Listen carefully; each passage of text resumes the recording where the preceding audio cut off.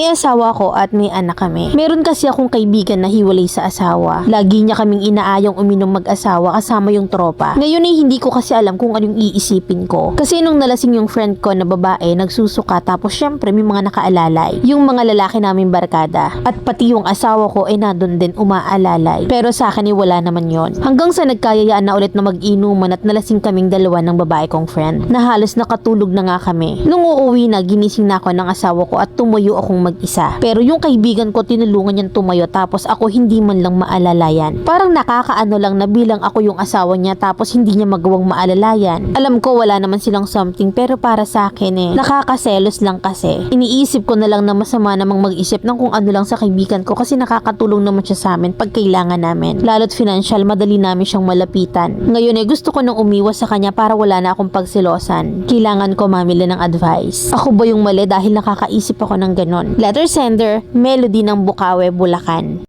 Hindi normal na mas inuuna yung kaibigan mo ha, hindi yun normal. Na kahit malakas ka pa sa kalabaw, ikaw lang dapat ang aalalayan. Ang bango talaga yan sa barkada kasi libre barik Bakit ba kasi laging inuman? Diyan nagsisimula yan Na imbes ikaw yung kumontrol kasama ka pa, Diyos ko ka. Imbes na dumiskarte ng hindi kayo magipit, mas gugustuhin pang mangutang financial. Iwasan mo na yung friend mo hanggat wala pang milagro. Kasi baka mamaya magulat ka na lang. Hindi ka nakasali sa barikan, sila na yung magkapulutan.